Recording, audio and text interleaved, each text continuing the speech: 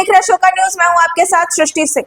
19 जून को white house की press secretary Karoline Lewin ने प्रेस कॉन्फ्रेंस किया और उस प्रेस कॉन्फ्रेंस में उन्होंने इजराइल और ईरान संघर्षों पर जो सवाल किए गए उस पर उन्होंने कहा कि राष्ट्रपति ट्रंप अगले 2 हफ्तों के अंदर ईरान को लेकर एक बड़ा फैसला लेंगे, क्योंकि ट्रंप जो है अक्सर 2 हफ्तों की बातें करते हैं और इस तरह की बातें सामने आती है। इसलिए प्रेस सेक्रेटरी से एक और सवाल पूछा गया। पत्रकार ने पूछा कि कैसे मान ले वो कि जो है इस बार ट्रंप 2 हफ्तों वाली बातों को लेकर सीरियस है, क्योंकि वो तो आए दिन जो है 2 हफ्ते करते रहते हैं और साथ ही हर विवाद पर उनका हस्तक्षेप रहता है। पत्रकार के सवाल पर प्रेस सेक्रेटरी का क्या जवाब रहा, इस वीडियो में जानेंगे और साथ ही ये भी जानेंगे कि ट्रंप कौन सा फैसला लेने वाले और वो किसके हक में होगा और किसके विरोध में होगा, और ये भी जानेंगे कि ईरान और इजराइल के बीच अभी क्या संघर्ष चल रहा है।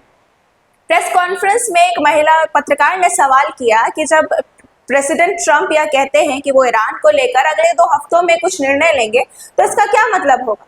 क्या वो ये कहना चाहते हैं कि अगर ईरान ने नेगोशिएट नहीं किया तो वो ईरान पर हमला करेंगे?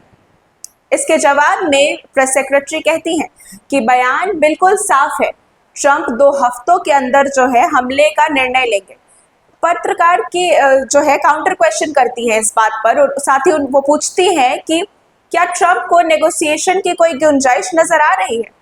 इसके जवाब में प्रेस सेक्रेटरी कहती है कि उनके पास एक मैसेज है जो सीधा राष्ट्रपति डोनाल्ड ट्रंप के पास से आया है। वो उन्होंने जो मीडिया कर्मी थे उनके साथ साझा किया। राष्ट्रपति ने कहा है कि ईरान के साथ बातचीत होने की संभावना है या नहीं, इस तथ्य के आधार पर जो है आगे का निर्णय लिया जाएगा। राष्ट्रपति ट्रंप ईरान के साथ कूटनीतिक समाधान के लिए तैयार हैं, लेकिन उनकी एक शर्त है। उनकी असली प्राथमिकता जो है देश को परमाणु हथियार हासिल करने से रोकना है। ट्रंप के बड़बोलेपन से तो पूरी दुनिया वाकिफ है। दुनिया के किसी भी देश में कोई भी विवाद हो, ट्रंप को उसमें हस्तक्षेप करने का मौका वो बिल्कुल भी नहीं छोड़ते, चाहे वह भारत पाकिस्तान हो, और साथ ही उन्हें क्रेडिट लेने की भी आदत है। अब इसी सिलसिले में पत्रकार ने प्रेस सेक्रेटरी से पूछ लिया कि रूस के संबंध में भी ट्रंप ने जो है 2 हफ्तों की बात की थी और वो अक्सर इस टाइप की बातें करते रहते हैं। इस तरीके की उनके बयान सामने आते हैं और डेडलाइन देते रहते हैं। पहले बोलेंगे कि 2 हफ्ते और जब 2 हफ्ते बीत जाएंगे तो फिर से वो कहेंगे 2 हफ्तों की बात, और यह सिलसिला जो है चलता रहता है। साथ ही रिपोर्टर ने कहा कि हम कैसे माने कि इस बार ईरान वाले मामले में वो अपनी बात पर अटल रहेंगे।